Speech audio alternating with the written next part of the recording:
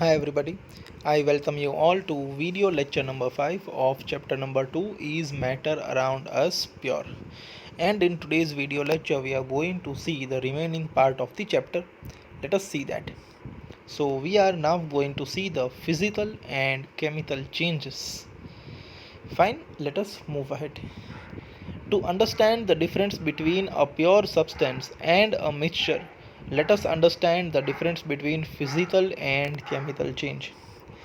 Pure substance શું છે અને મિક્સચર શું છે આની વચ્ચેનો ડિફરન્સ જાણવા માટે let us first understand the difference between physical and chemical change right so on our screen we have the difference between physical and chemical change. Let us read about the physical change first. These changes occur without a change in composition and no change in chemical nature of substance. બરાબર છે મતલબ physical ચેન્જની અંદર કોઈ chemical level ઉપર atomic level ઉપર કોઈ change આવતો નથી. There is no change in the composition, only change is in state of matter. જ્યારે હું કેમિકલ ચેન્જ જોઉં છું, during this process one substance reacts with another to undergo a change in chemical composition. Simple example આપું. તમારી પાસે water છે, liquid છે, એને તમે હીટ કરો છો તો એ વેપોરાઇઝ થઈને ગેસમાં કન્વર્ટ થઈ જશે. તો તમારો સ્ટેટ ઓફ મેટર લિક્વિડ હતો, એમાંથી ગેસ બની ગયો, but water is still water. જ્યારે એ લિક્વિડ ફોર્મમાં હતો ત્યારે બી એમાં H2O હતું. જ્યારે એ ગેશિયસ ફોર્મમાં છે, વોટર વેપરના ફોર્મમાં છે, ત્યારે બી એમાં H2O જ છે. આને ફિઝિકલ ચેન્જ કહેવાય. અહીંયા કેમિકલ કમ્પોઝિશનમાં કોઈ ફેરફાર આવતો નથી. બરાબર છે. બટ એની જ જગ્યાએ આજે એ જ વોટરનું હું ઇલેક્ટ્રોલાઇસિસ કરું, if I pass electricity through that water and I add bit of salt, તો મને ઇલેક્ટ્રોલાઇસિસથી હાઇડ્રોજનનો ગેસ અલગ મળશે, ઓક્સિજનનો ગેસ અલગ મળશે. In that case I am disturbing the chemical composition. બરાબર છે ને, એને શું કહેશું આપણે? Chemical change. In physical change, no new substances are produced, while in chemical change, new substances are produced with new chemical properties. Example for physical change is interconversion of states of matter. Solid liquid માં convert થાય, liquid gas માં convert થાય, but chemically કોઈ ફેરફાર આવતો નથી. However, in chemical change like burning, oxidation, reduction, there are differences. બરાબર છે ને. તમારી પાસે ઘરે ગમે તે એક મેટલ લઈ લઈએ, ફોર એક્ઝામ્પલ આપણે let us take the example of magnesium. If you burn magnesium, it will burn with a white dazzling flame. White કલરના પાર્ટિકલ્સ એની ઉપર જમા થશે. તો જ્યારે મેગ્નેશિયમ હોય છે ત્યારે Mg હોય છે. જ્યારે તમે એને બર્ન કરો છો ત્યારે મેગ્નેશિયમ ઓક્સાઇડ બની જાય છે, MgO બની જાય છે. So there is change at chemical level. I hope the difference between physical and chemical change is quite clear to you.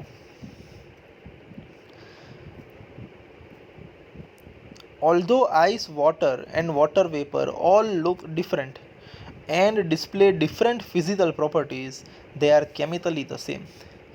Ice, water અને વોટર વેપર ત્રણેય અલગ અલગ દેખાય છે. ત્રણેયની ફિઝિકલ પ્રોપર્ટીઝ એટલે તે મેલ્ટિંગ પોઈન્ટ, બોઇલિંગ પોઈન્ટ અલગ અલગ છે. ત્રણેયની ડેન્સિટી અલગ અલગ છે, but chemically they are same. H2O જ છે બધા. The interconversion of states is a physical change because these changes occur without a change in composition and no change in chemical nature of substance. બહુ સીધી વસ્તુ છે. અહીંયા ક્યાંય chemical કમ્પોઝિશનમાં ફેરફાર આવતો નથી, just the state of matter is changing. But when I see another example, both water and cooking oil are liquid, but their chemical characteristics are different. જો ઉપરના એક્ઝામ્પલ સાથે કમ્પેર કરો, વોટરની સામે તમે આઈસને રાખો તો વોટર લિક્વિડ છે, આઈસ સોલિડ છે. Physically they look different but their properties are same. બરાબર છે ને, બંનેની કેમિસ્ટ્રી સેમ છે. બટ જ્યારે હું કુકિંગ ઓઇલ જોઉં છું અને વોટર જોઉં છું, both of them are liquid but chemically they are different. They differ in order and in flammability. બંનેની સ્મેલ અલગ છે, બંનેનું કમ્બશન અલગ છે. તમારે વોટરને બર્ન કરવો છે, નોટ પોસિબલ, બટ તમારે ઓઇલને બર્ન કરવો છે, easily possible. We know that oil burns in air whereas water extinguishes fire. It is the chemical property of oil that makes it different from water. બંને liquid છે છતાં એક આગ લગાડે છે, બીજું આગ બુઝાવે છે. Although their physical nature is same, but their chemistry is different, which makes them to do different chemical reactions. Burning is a chemical change. During this process, one substance reacts with another to undergo a change in chemical composition. A chemical change is also called a chemical reaction. તો simply તમે ગમે તે chemical ચેન્જને શું નામ આપી શકો છો? Chemical reaction નામ આપી શકો છો. Fine. Types of pure substances on the basis of their chemical composition. So here again we will see states of matter. પહેલા આપણે સ્ટેટ્સ ઓફ મેટર જોયા હતા, ત્યાં સોલિડ, લિક્વિડ અને gases on the basis of their physical properties. અહીંયા આપણે ફરી પાછા સ્ટેટ્સ ઓફ મેટર જોશું on the basis of their chemical properties. Right. So you can divide the matter એટલે solid, liquid, gas into two parts. Either it is a pure substance or it is a mixture. તમે મેટરના બે part પાડી શકો છો, either એ pure substance છે ઓર એ mixture છે. Left side જો તો પ્યોર સબસ્ટન્સની અંદર બે પાર્ટ પડે છે, એલિમેન્ટ્સ અને કમ્પાઉન્ડ્સ. આ અત્યારે જ સમજી લ્યો, વોટર એલિમેન્ટ્સ અને વોટર કમ્પાઉન્ડ્સ. હમણાં ડિટેલમાં ભણવાનું આવશે થોડીક વારમાં જ. રાઈટ સાઈડ આપણે ડિસ્કસ નથી કરવી. મિક્સચર્સમાં આપણને ખબર છે, હોમોજીનિયસ મિક્સચર, હિટ્રોજીનિયસ મિક્સચર, એ બધાના એક્ઝામ્પલ આપણને ખબર છે. Normal solution, suspension, colloids. Mixtures આપણને ખૂબ જ ક્લિયર છે. અને મિક્સચરને સપરેટ કરવા માટે ફિઝિકલ ટેકનિક્સ યુઝ થાય છે, ક્રોમેટોગ્રાફી યુઝ થાય છે, ડિસ્ટિલેશન યુઝ થાય છે, ક્રિસ્ટલાઇઝેશન યુઝ થાય છે. વી નો દેટ. બટ જ્યારે પ્યોર સબસ્ટન્સની વાત આવે છે તો વિડીયો લેક્ચર નંબર 1 આપણે યાદ કરીએ. What do you mean by pure substance?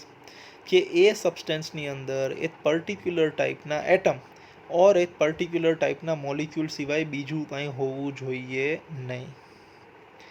તો જો કોઈ સબસ્ટન્સની અંદર એક પર્ટિક્યુલર ટાઈપના એટમ જ છે, only a particular type of atom, બીજું કંઈ છે જ નહીં, તો આપણે એને એલિમેન્ટ કહેશું. For example oxygen. Oxygen, oxygen, oxygen, oxygen, oxygen, ઘણા બધા ઓક્સિજન જ છે. અને એને આપણે એક સિલિન્ડરમાં ભરીને રાખ્યા જોઈએ તો શું બની જશે? મારા માટે ઓક્સિજન ગેસ બની જશે. દેટ ઇઝ એલિમેન્ટ ફોર મી.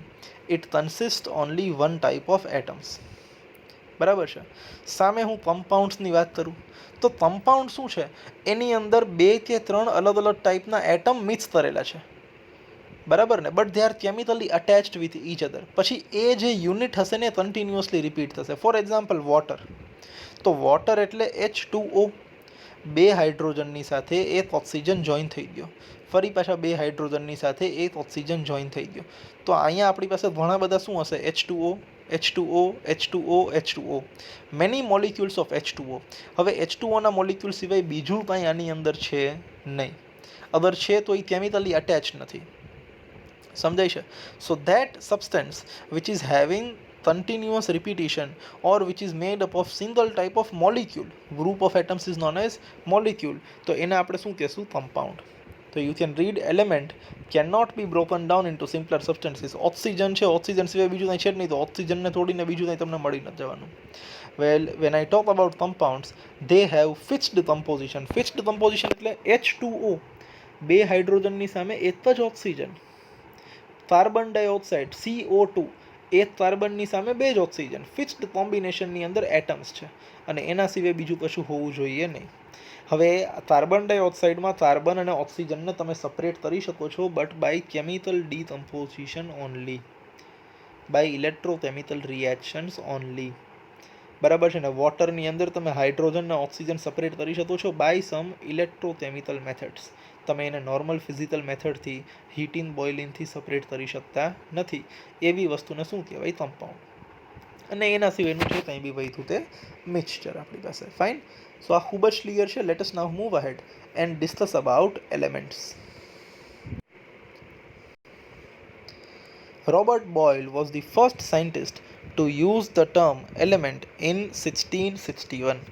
આ સૌથી પહેલા ભાઈ હતા who used the term element. બરાબર છે? in 1661. Antoine Laurent Lavoisier, a French chemist, was the first to establish an experimentally useful definition of an element. આ સૌથી પહેલા ભાઈ હતા જેણે એલિમેન્ટની ડેફિનેશન બનાવી. એલિમેન્ટ શબ્દ, એલિમેન્ટ ટર્મ સૌથી પહેલી વાર કોણે યુઝ થઈ હતી? Robert Boyle. અને એલિમેન્ટની પરફેક્ટ એક્સપેરિમેન્ટલી યુઝડ ડેફિનેશન સૌથી પહેલી વાર કોણે આપી હતી? આ એન્ટોઇન લોરેન્ટ લેવોઇઝર ભાઈએ. Right. Element is the basic form of matter that cannot be broken down into simpler substances by chemical reactions. For example, iron. એટલે આયન એટલે એની અંદર Fe નો એટમ જ છે. Fe ઘણા બધા Fe ના એટમ જ છે. પછી એને તોડીને તમને નવું કંઈ મળવાનું નથી. તો the basic form of matter કે જેને તોડવાથી આપણને નવો કોઈ સબસ્ટન્સ નથી મળવાનો, that is element. Elements can be normally divided into metals, non-metals and metalloids. Yes. અહીંયા તમારા ત્યાં 10th ની શરૂઆત થાય છે એવું માની લ્યો.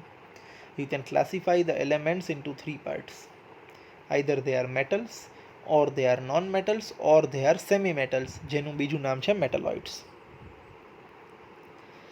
Metals usually show some or all of the following properties. એટલે અહીંયા જે મને પ્રોપર્ટી બતાવેલી છે, they are the properties shown by majority of the metals. પછી અપવાદ હોય, બધા મેટલ્સ આ પ્રોપર્ટી બતાવે જ એવું જરૂરી નથી, but majority of them show this property. Metals have lustre, shining surface હોય જનરલી મેટલનો. Gold, silver, iron, aluminium, copper, તમે જો એના સરફેસ ઉપર શાઇનિંગ હશે. They have silvery grey or golden yellow colour. Generally આ બી આપણે જોયેલું હશે. મેટલ્સ જનરલી તમને yellowish, golden, silver or grey colour or brownish ટાઈપના દેખાશે. They are good conductors of heat and electricity. બરાબર છે ને. ઘરની અંદર જે વાયર યુઝ થાય છે કોપરનો છે. Copper is a metal. બરાબર છે ને. તમે જે યુટેન્સિલ્સ યુઝ કરો છો કિચનની અંદર, they are made up of aluminium, they are made up of steel. બરાબર. Ultimately they are metal, so they are good conductors of heat and electricity. They are ductile. What do you mean by ductile? The ability of beating a metal into wire. મેટલને પછાડી હથોડી મારીને એમાંથી wire બનાવવાની જે method છે, જે process છે, જે પ્રોપર્ટી છે, એને આપણે ડક્ટિલિટી કહીએ છીએ. રાઈટ. સો મેટલ્સ આર ડક્ટાઇલ, મતલબ તમે એને હથોડી મારી અને એમાંથી વાયર બનાવી શકો છો. આ વસ્તુ તમે નોન મેટલ સાથે નથી કરી શકતા. ફોર એક્ઝામ્પલ, તમે કોપરના વાયર બનાવી શકો છો, બટ તમે કાર્બનના વાયર નથી બનાવી શકતા easily. Then metals are malleable. Malleable એટલે મેટલ્સને બીટ કરી અને થિન શીટ, એકદમ પતલી સ્ટ્રીપ ઓર શીટ બનાવવાની અંદર યુઝ થાય છે. That is the property of malleability. For example, તમે ઘરે એલ્યુમિનિયમ ફોઇલ જોયું હશે ઓર મેટલની પતલી શીટ જોઈ હશે. That is the property of malleability. And last one is metals are sonorous. મતલબ જ્યારે મેટલને તમે પછાડશો ત્યારે એમાંથી રિંગિંગ સાઉન્ડ આવશે. બરાબર ને. તમારા હાથમાંથી થાળી પડી જાય સ્ટીલની તો કેવો અવાજ આવે. બરાબર ને. ગ્લાસ પડી જાય છે સ્ટીલનો તો કેવો અવાજ આવે છે. They are sonorous. હાવેવર, બધા મેટલ્સ આ પ્રોપર્ટી બતાવે જ એવું જરૂરી નથી. For example, majority of the metals are solids. Majority of the metals are solids. But mercury એક એવો મેટલ છે જે સોલિડ નથી, લિક્વિડ છે. તો અપવાદ હોય છે, આપણે ખાસ યાદ રાખવાનું. Examples of metals are gold, silver, copper, iron, sodium, potassium etcetera. Mercury is the only metal that is liquid at room temperature. Room temperature ઉપર બીજા બધા મેટલ સોલિડ હશે except mercury. Right. It will be liquid at room temperature. ખાસ યાદ રાખજો. તો metals જોઈ લીધા. Now let us see the non metals. Non metals usually show the following properties. They display a variety of colours. ત્યાં કલરમાં limitation હતી, generally brown, silver, grey, yellow એવો. અહીંયા આપણને કલરની વેરાયટી જોવા મળે છે. They are poor કન્ડક્ટર્સ of heat and electricity. ઓલા કરતા ઓપોઝિટ. પેલા ગુડ કન્ડક્ટર્સ હતા, આ બધા પુઅર કન્ડક્ટર્સ છે. Next, they are not lustrous, sonorous or malleable. આ ત્રણે પ્રોપર્ટી મેટલ્સમાં હતી, નોન મેટલ્સમાં નથી. તો clearly you can say that opposite of metals are non metals. Examples of non metals are hydrogen, oxygen, iodine, carbon, bromine, chlorine etcetera. આ બધા non મેટલ્સના એક્ઝામ્પલ છે. અને હા, નોન મેટલ્સ જનરલી લિક્વિડ અને ગેસીસ હોય છે. સોલિડ્સ બી હોય છે, but generally they are liquids and gases. Right. તો સોલિડ, લિક્વિડ, ગેસ ત્રણેય હોઈ શકે છે, બટ મેટલ્સમાં તો જનરલી મેજોરિટી સોલિડ્સ જ હશે. Some elements have intermediate properties between those of metals and non-metals. They are called metalloids. બરાબર છે ને. એવા અમુક એલિમેન્ટ્સ હોય છે કે જે થોડીક પ્રોપર્ટી જેમાં મેટલની હોય ને થોડીક પ્રોપર્ટી જેમાં નોન મેટલની હોય, બાઉન્ડ્રી ઉપર ઊભા હોય. They are known as metalloids or semi metals. Examples are boron, silicon, germanium etcetera. નામ યાદ રાખવા, એક્ઝામ્પલ્સ યાદ રાખવા ખાસ જરૂરી છે. રાઈટ. સો પ્યોર સબસ્ટન્સીસમાં બે વસ્તુ હતી, એક તો હતા એલિમેન્ટ્સ અને બીજા છે કમ્પાઉન્ડ્સ. તો કમ્પાઉન્ડમાં આપણી વાત થઈ જ ગઈ છે કે બે અલગ અલગ એલિમેન્ટના એટમ ઓર બે કે ત્રણ અલગ અલગ એલિમેન્ટના એટમ એક ફિક્સ્ડ કોમ્બિનેશનની અંદર જોઈન્ટ હોય તો એને આપણે શું કહીશું? Compound. A compound is a substance composed of two or more elements chemically combined with one another. Again, I will use the word chemically combined with one another. વોટરની અંદર તમે શુગર નાખી દો અને શુગર વોટરમાં ડિઝોલ્વ થઈ ગઈ, એને mixture કહેવાય, compound ન કહેવાય. પણ તમારી પાસે હાઇડ્રોજન ગેસ છે, તમારી પાસે ઓક્સિજન ગેસ છે, બંને ભેગા થઈને H2O બનાવી લે છે. તો અહીંયા હાઇડ્રોજન અને ઓક્સિજન એકબીજાથી કેમિકલી અટેચ છે. તો એ જે કમ્પાઉન્ડ બન્યો, એ જે સબસ્ટન્સ બન્યો, that is known as compound. Carbon dioxide CO2 એક ફિક્સ્ડ પ્રોપોર્શનની અંદર કાર્બન અને ઓક્સિજન જોઈન થયા, that is known as compound. The composition of compound is same throughout. બરાબર ને? કાર્બન ડાયોક્સાઇડ હશે તમારી પાસે, તો કાર્બન ડાયોક્સાઇડ જે કન્ટેનરમાં હોય એમાં તમે ગમે ત્યાં જાઓ, ગમે ત્યાંથી જેટલો કાર્બન મળશે એના પ્રમાણમાં એટલો જ તમને ઓક્સિજન મળશે. એવું નહીં ક્યાંક વધુ ક્યાંક ઓછું. The composition will be uniform throughout. The texture and colour of the compound is same throughout. બરાબર છે ને? એનો કલર, એનો ટેક્સચર, એનું composition that will be same throughout. મિક્સચરમાં એવું નથી હોતું. બરાબર ને? મિક્સચરમાં ત્યાં કોન્સન્ટ્રેશન વધારે હોય, ત્યાં કોન્સન્ટ્રેશન ઓછું હોય. ફોર એક્ઝામ્પલ સસ્પેન્શન તમે જુઓ તો ત્યાં કોન્સન્ટ્રેશન વધારે હોય, ત્યાં ઓછું હોય. બટ કમ્પાઉન્ડ્સમાં એવું ક્યાંય બનશે નહીં. Now on your screen what you are seeing is the difference between mixture and compound, and mind well, this is a very important question from examination point of view as far as your final exams are considered, right? So mixtures, what are they? Elements or compounds when mixed, no new compound is formed, while in compound elements react to form new compounds. આરામથી જોજો, મિક્સચરની અંદર word use કરેલો છે mix, જ્યારે કમ્પાઉન્ડની અંદર word use કરેલો છે react. હવે આટલું જો ધ્યાન તમે ન રાખો ને તો તમારા માર્ક્સ કટ થઈ જાય. મેજોરિટી છોકરાઓના પ્રોબ્લેમ થાય છે. સૌથી પહેલો પોઈન્ટ પાછો વાંચું છું. લેફ્ટ સાઈડમાં છોકરાઓ લખી આવશે elements or compounds when mixed no new compound is formed. પછી સામેની સાઈડ લખશે એલિમેન્ટ રિએક્ટ. એ રિએક્ટની જગ્યાએ લોકો લખે elements mix to form new compounds. Elements mix નહીં, એલિમેન્ટ્સ રિએક્ટ. એ રિએક્ટની જગ્યાએ તમે કમ્પાઉન્ડ્સમાં બી મિક્સ વર્ડ લખશો, ખોટું પડશે, પછી પ્રોબ્લેમ થાય. સર તમે જે આન્સર લખાવો છો ને એ ખોટું પડે છે. પણ ભાઈ તમે વાંચ્યું બરાબર, તમે સમજ્યું બરાબર તો પ્રોબ્લેમ થાય. રાઈટ. સો શબ્દો ખૂબ જ ધ્યાનથી વાપરવાના છે. A mixture has different composition of their components, while the composition of each new substance is always fixed. મિક્સચરની અંદર composition variable હશે, કમ્પાઉન્ડની અંદર fixed છે. In mixtures, a mixture shows properties of its constituent substances, while the new substance has totally new properties in compounds. જે તમારો mixture છે એની અંદર જે ત્યાં બી 2 કે 3 કમ્પોનન્ટ તમે મિક્સ કરેલા છે એ બધાની પોતપોતાની પ્રોપર્ટી હજી આ બાદ છે. પણ કમ્પાઉન્ડની અંદર એકવાર નવો સબસ્ટન્સ બની ગયો તો એ પોતાની જૂની પ્રોપર્ટી ભૂલી જશે. એક્ઝામ્પલ આપું છું, સમજવા જેવો છે થર્ડ પોઈન્ટ માટે. તમે વોટર લીધું, એની અંદર સોલ્ટ ડિઝોલ્વ કર્યું અને તમારી પાસે વોટરનું સોલ્યુશન બની ગયું. તો સૌથી પહેલી વાત તો આ મિક્સચર છે. અહીંયા વોટર અને સોલ્ટ અથવા તો વોટર અને શુગરની વચ્ચે કોઈ જાતનું કેમિકલ રિએક્શન નથી થયું. હવે વોટર હજી વોટર જ છે ને શુગર હજી શુગર જ છે. વોટરે પોતાની પ્રોપર્ટી હજી મૂકી નથી, શુગરે પોતાની પ્રોપર્ટી હજી મૂકી નથી. Sugar is still sweet, water હજી લિક્વિડ જ છે, એનો પોતાનો ટેસ્ટ હજી એમને એમ જ છે, એમાં કોઈ ફેરફાર નથી. બટ જ્યારે આપણે કમ્પાઉન્ડની વાત કરીએ ત્યાં સબસ્ટન્સીસ પોતાની પ્રોપર્ટી ભૂલી અને નવો સબસ્ટન્સ બનાવે છે, because they are chemically getting attached with each other. બરાબર છે ને? હાઇડ્રોજનની પોતાની પ્રોપર્ટી અલગ છે, એ ગેસ છે. ઓક્સિજનની પોતાની પ્રોપર્ટી અલગ છે, એ ગેસ છે. ઓક્સિજન તો કમ્બસ્ટિંગ ઇન નેચર છે, ક્યાંય બી ઓક્સિજન પ્રેઝન્ટ હોય તો આગ લાગે. એની જગ્યાએ હાઇડ્રોજન અને ઓક્સિજન ભેગા થઈ જાય છે, કેમિકલી અટેચ થઈ જાય છે, તો સૌથી પહેલાં તો ગેસમાંથી લિક્વિડ બની જાય છે. બીજું, ઓક્સિજન આગ લગાડવામાં યુઝ થાય છે, વોટર આગ બુઝાડવામાં યુઝ થાય છે. Totally different properties. તો અહીંયા નવી પ્રોપર્ટી ડેવલપ થાય છે. Mixture. The components can be easily separated by physical methods. આપણને ખબર છે filtration, centrifugation, sedimentation, sublimation, etc. While compounds cannot be separated by physical methods. In order to separate the components of compounds, we have to use chemical process or electrochemical reactions. Again, I will say this is a very important question. So that is the end of our chapter. Let us see the question and answers now. Yes. Example number 2.1. A solution contains 40 grams of common salt in 320 grams of water. તો common salt અહીંયા solute છે, 320 grams of water solvent છે. Calculate the concentration in terms of mass by mass percentage of solution. એટલે કોન્સન્ટ્રેશનની formula આપણને ખબર છે, ન્યુમરેટરમાં તો હંમેશા માસ ઓફ સોલ્યુટ જ આવશે, ડિનોમિનેટરમાં કાં તો માસ ઓફ સોલ્વેન્ટ આવશે, જો સોલ્વેન્ટનું ગોતવાનું કીધું હોય કાં તો માસ ઓફ સોલ્યુશન આવશે. અહીંયા માસ ઓફ સોલ્યુશન આવશે બિકોઝ સોલ્યુશનનો પર્સન્ટેજ ગોતવાનો કીધો છે. તો સૌથી પહેલાં તો આપણે લખીએ અહીંયા, સોરી,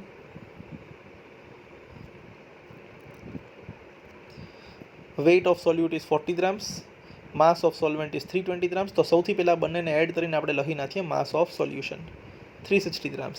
હવે સિમ્પલી કોન્સન્ટ્રેશનની ફોર્મ્યુલા અપ્લાય કરીએ. Right, what is mass percent, sorry અહીંયા ડિસ્પ્લે નથી થઈ રહ્યું, વેરી સોરી.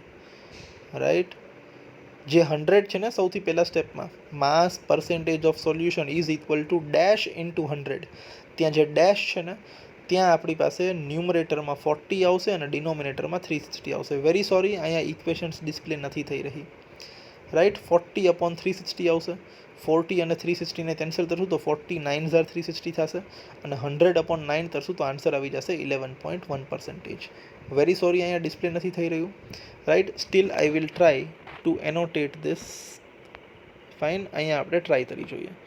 બરાબર છે, અહીંયા 40 અપોન 360 આવશે. રાઈટ, હવે આ 0 અને આ 0 કેન્સલ થઈ જશે તો 4 અહીંયા 9 કેન્સલ થશે. ફાઇન, તો અહીંયા છે ને આપણી પાસે ઇન સેકન્ડ સ્ટેપ 100ની બાજુમાં 1/9 વધશે, ઇક્વલ ટુની પહેલી બાજુ. તો આ સ્ટેપની અંદર આપણી પાસે અહીંયા આવી જશે 100/9. રાઈટ, એ 100/9 આપણે કરશું ને, sorry, yes, just a minute, થોડીક મહેનત કરી લઈએ આપણે. આ બધું ક્લિયર હશે મારા ખ્યાલથી. ફાઇન,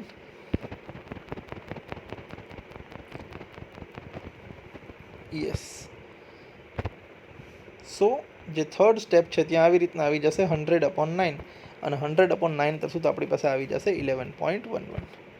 રાઈટ, તો એ પ્રમાણે સ્ટેપ લખી આપજો પ્લીઝ. યસ. નંબર 4 એક્સરસાઇઝનો ક્વેશ્ચન છે. To make saturated solution, 36 grams of sodium chloride is dissolved in 100 grams of water at 293 kelvins. Again, mass of solute is 36 grams, mass of solvent is 100 grams. તો બંનેને plus કરી લઈએ તો માસ of solution મળી જશે. હવે concentration find કરવું છે તો ન્યુમરેટરમાં માસ ઓફ સોલ્યુટ, ડિનોમિનેટરમાં માસ ઓફ સોલ્યુશન. ઉપર આવશે 36, નીચે આવશે 136. 36 અને 100 મલ્ટીપ્લાય થઈ જાય તો 3600 આવી જશે, whole divided by 136, we get 26.47%. Simple numerator denominator છે, નથિંગ એલ્સ. ન સમજાય તો you can call and ask the doubts, જરાય શરમાતા નહીં. રાઈટ, ક્વેશ્ચન નંબર 11 આરામથી જોઈએ. આ છે ને ટેબલ દેખાય છે, એક બેન છે પ્રજ્ઞા, એ બેને શું કર્યું છે, અલગ અલગ વજન લીધા છે અલગ અલગ કેમિકલ્સના, અને એને 100 ગ્રામ્સ ઓફ વોટરમાં ડિઝોલ્વ કરીને સેચ્યુરેટેડ સોલ્યુશન બનાવ્યા છે. ફોર એક્ઝામ્પલ, પોટેશિયમ નાઇટ્રેટ લીધું બેને, ટેબલમાં પેલી લાઈન જુઓ, પોટેશિયમ નાઇટ્રેટ લીધું. જ્યારે બેને 283 કેલ્વિન ટેમ્પરેચર રાખ્યું ત્યારે 21 grams of potassium nitrate 100 gram વોટરમાં સોલ્યુબલ થઈ ગયું. પછી એનાથી વધારે સોલ્યુબલ થતું હતું નહીં. તો 21 grams potassium nitrate in 100 grams of water at 283 Kelvin gives us a saturated solution.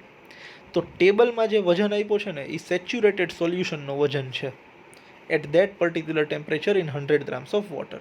હવે આપણે ક્વેશ્ચન વાંચીએ first. What mass of potassium nitrate would be needed to produce a saturated solution of potassium nitrate in 50 grams of water at 313 Kelvin. તો સૌથી પહેલાં તો 313 kelvin આપણે ગોતીએ, બરાબર ને, અને 313 કેલ્વિનમાં પોટેશિયમ નાઇટ્રેટને આપણે ગોતીએ. So I can see that somewhere over here 62, right, sorry 62 clear છે. 313 kelvins at potassium nitrate in 100 ml. Fine, આ ક્લિયર છે મારા ખ્યાલથી આપને. Now sorry now when I see this 62 grams ને મારે કેટલામાં ડિઝોલ્વ કરવું પડે છે? 100 ગ્રામ્સ વોટરમાં. અહીંયા મને શું પૂછ્યું છે? 50 ગ્રામ્સ વોટર. તો 100નું હાફ થયું 50, તો 62નું બી હાફ થશે. તો 62નું હાફ કેટલું થઈ જશે? 31. તો મારે 31 ગ્રામ્સ પોટેશિયમ નાઇટ્રેટ લેવો પડશે, રાઈટ. 62 ગ્રામ્સ 100 ગ્રામમાં, સો મારે કેટલો લેવો પડશે? 31 ગ્રામ્સ ફોર 50 ગ્રામ્સ. અહીંયા આન્સર નથી લખ્યો, બટ નીચે તમે લખી આપજો, આની નીચે અહીંયા, right. Yes, here you have to write. Instead of 62 grams આપણી પાસે શું આવી જશે? 31 ગ્રામ્સ આવી જશે, right. All right. Number 2. Pragya makes saturated solution of potassium chloride in water at 353 kelvins and leaves the solution to cool at room temperature. What would she observe as the solution cools? Explain. પ્રજ્ઞા બેને 353 kelvin, તો પહેલાં તો 353 એટલે છેલ્લી line પકડવાની, અને કયો substance છે ભાઈ? પોટેશિયમ ક્લોરાઇડ, એટલે ત્રીજી લાઈન, તો 54 ગ્રામ્સ. તો બેને સેચ્યુરેટેડ સોલ્યુશન બનાવ્યો, તો બેને 54 grams potassium chloride 100 gram વોટરમાં dissolve કરેલો હશે. હવે બેની સોલ્યુશનને ઠંડુ પાડે છે, તો ડેફિનેટલી પોટેશિયમ ક્લોરાઇડના ક્રિસ્ટલ્સ બહાર આવશે. આપણે જોયું હતું ક્રિસ્ટલાઇઝેશન મેથડમાં, when you cool down the solution, crystallization will occur, right? So here Pragya makes saturated solution of potassium chloride in water at 353 kelvins, and when she cools down, બરાબર છે ને, crystallization will occur. I hope this is very much clear to you. Next, find the solubility of each salt at 293 kelvins. Which salt has the highest solubility at this temperature? હવે 293 કેલ્વિન્સ એટલે બીજો table. ત્યાં બધાની solubility આપણને ખબર છે. Potassium નાઇટ્રેટની 32, sodium ક્લોરાઇડની 36, પોટેશિયમ ક્લોરાઇડની 35 અને અમોનિયમ ક્લોરાઇડની 37. સેકન્ડ કોલમ છે તે. Which salt has the highest solubility at this temperature? Definitely 37 કોની વેલ્યુ છે? Ammonium chloride. So ammonium chloride is having the highest solubility. અહીંયા આન્સર થોડા ઉપર નીચે થઈ ગયા છે. yes, very sorry. Now I understand.